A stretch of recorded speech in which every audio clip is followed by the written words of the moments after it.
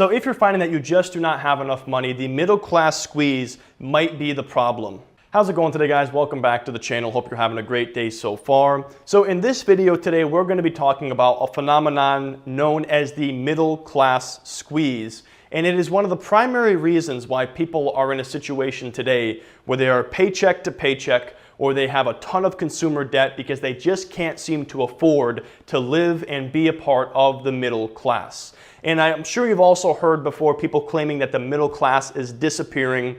This is another one of the primary reasons why people are saying this, and I'm going to show you guys exactly why that is today. So essentially, the middle class squeeze has to do with two different economic components. Number one, we have wages, or how much people are making for their labor on average. And then number two, we have inflation. And if you're not familiar with inflation, that is the increase in prices or overall decrease in buying power over a certain period of time. And an easy way to explain that is bread is more expensive today than it was 20 years ago or even 100 years ago because of inflation. And so essentially what we are seeing is that wages are stagnating. Wages are relatively flat while inflation is increasing, and it leads to this phenomenon known as the middle class squeeze. Now we're going to go ahead and analyze some numbers here in a little bit, but what I want to do first is give you a visual example of what this looks like, and the best way that I could think of this is by using a bucket. So basically think about it like this. Wages are the amount of water that's being poured into this bucket, and then there's a hole at the bottom where water is leaking out. And what we are finding is that because wages are relatively flat, it's like the same amount of water being poured into a bucket every single day with a larger and larger hole being drilled at the bottom because of inflation. You're spending more money on clothing and gasoline and food at the grocery store, and so overall your buying power is shrinking and shrinking. So you may not see the difference in your paycheck because you're earning the same amount of money, but because of inflation, because of the increase in the prices and the deterioration of the buying power, your dollar is not getting you as much as it was 5 or 10 years ago. Now, in the past, this wasn't a problem at all because wages were keeping up with inflation.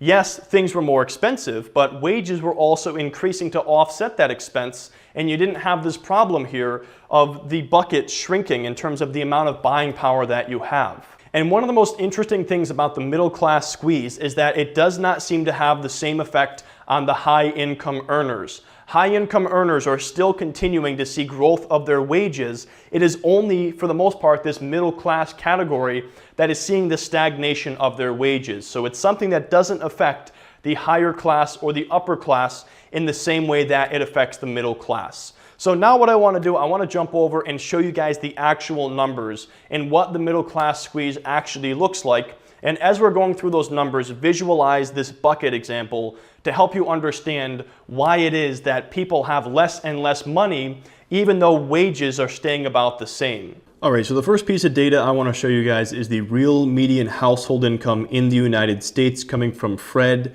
This is an economic research part of the Federal Reserve Bank of St. Louis, and it's a really good source for economic data to give you an idea of, what exactly is going on. And this depicts the problem right here. As you can see here, back in the 80s, there was a period of time where there was some decline, but overall, we saw an increase in wages or median household income in the United States. Now, from 2000 to 2007 to 2008 era, it declined and then rallied again, and then we had a period of time where median household income just declined. And now we are again in a period where it is increasing, but essentially adjusted for inflation here, the median household income in the United States is about the same as it was in 1999 as it was in 2016, just slightly higher in 2017. So we went from having periods of growth of median household income, as we saw here, to basically stagnation in wages, if not a decline. And then this right here is another key contributor to this middle class squeeze, and that is the fact that the price of college is increasing almost 8 times faster than wages. So when prices are increasing, the hole in the bottom of that bucket is getting larger and larger with the same amount of water going in. You're going to have less money or less buying power overall. And this right here is another piece of data I want to show you guys. This is the house price index for the United States. So despite the fact that wages have been flat, for the better part of the last 15 to 20 years, the prices of homes, aside from what happened in 2009, have been on the increase. And so it's becoming harder and harder for people to have enough money to purchase their first home because wages are flat, college tuition is on the rise, home prices are on the rise.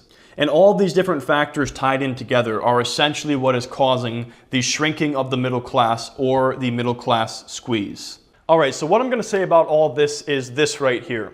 If you are broke and if you're finding that you do not have enough money to pay for bills or whatever lifestyle you're looking for, it's probably not your fault if you're a part of the middle class because of the middle class squeeze. But it is your fault if you decide to do nothing about it.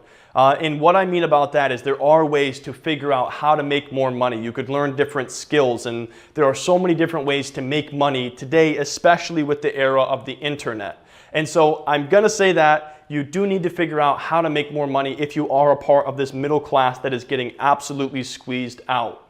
And what's interesting to me as well is that the middle class today is very different than what the middle class was, 30 or 40 years ago. Today, being a part of the middle class means that you're paycheck to paycheck, you're in debt in most cases, you have student loans, you have a very basic living essentials, and maybe you go on one vacation per year if you are lucky, and if you do, it's probably going on a credit card. You see, 30 or 40 years ago, the middle class meant that you had great employment, you had surplus income, you had emergency fund, you had college savings, you were saving for vacations, you were not paycheck to paycheck, you had affordable health care. And so the middle class today is like what the lower class was 30 or 40 years ago. It is not the same as it was back in that point in time, and it's really not a desirable place to be at all at this current day and age. So anyways, guys, that is gonna wrap up this video. I thought it was interesting to look at the middle class squeeze and understand this unique problem. Let me know what you guys think down in the comment section below.